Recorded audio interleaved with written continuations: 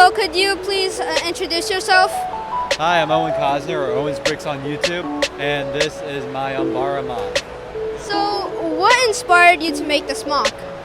These are some of my favorite episodes of the Clone Wars. The Umbara arc is some of my favorite Star Wars ever, and I knew I had to build it at some point.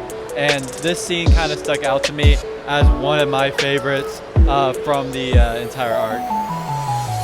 How many minifigures do you think are in this mock? That is difficult. Probably nearing 50. Yep. Wow, that's a lot of minifigures. Can you tell me about the process of making this mock and how you transported it? So in terms of making it, I started with the building. That was the biggest thing that would kind of determine the size of the rest of the build. So kind of figuring out the techniques to kind of get that dome structure was the biggest thing first, and then just kind of making my way up to finish up the entire building. And then I worked on to the kind of the main flooring and the landscaping as well, and the starfighter. Now transportation, each of the base plates come apart so that I can transport it much easier. The building itself comes apart in pieces, so that's easier to transport as well. Nice. How did you make that ship over there? So first I designed it in Studio, which is the digital Lego software made by BrickLink. And then that makes it easy to get all the parts in person. So I just kind of started with the cockpit, and I worked my way across the entire thing. And I designed it so that it is in scale with a minifigure. And did somebody help you with this mock? For the most part, it was just me. There are a few figures that I did borrow, but for the most part, it was all my own building.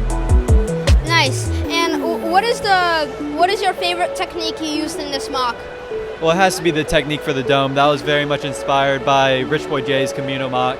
So I couldn't have done it without him, but just the Technic endoskeleton with lots of hinge plates, and then each of the panels connect on individually with Technic pins, and then making use of the panel pieces, get everything to line up as perfectly as possible.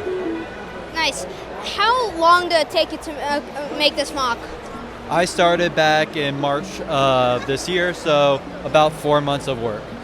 Wow, that's a long time. How many pieces are in this mock? Gonna be honest, I don't think I could be able to tell you. It's just too many. I don't keep count like a lot of other people do. I could probably go back and find out exactly how many parts I had to order. I could tell you exactly how many parts are in the starfighter if I look, but at the moment I do not know.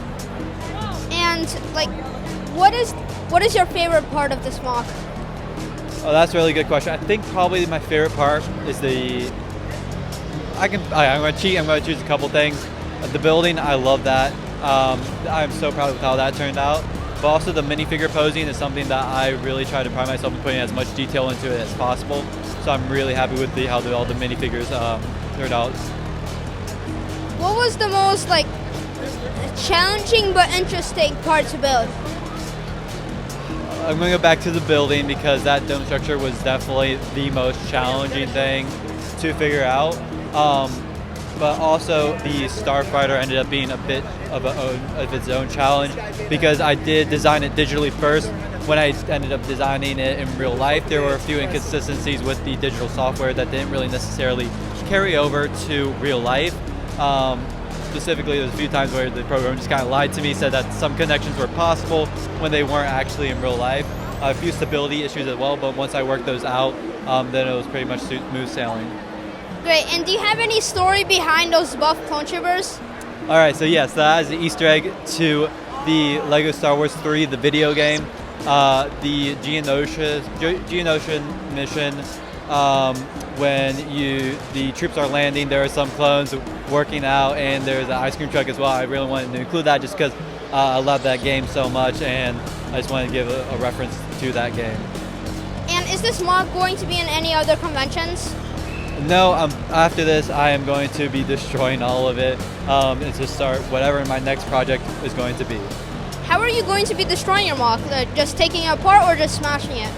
I really want to just punch that building because of all the hardships that it has given me, but I think I'll just end up just taking it apart piece by piece. I don't want to damage any of the pieces or lose any of them in the process of destroying it. Great. Thank you very much for your time. Yeah, thank you for the interview.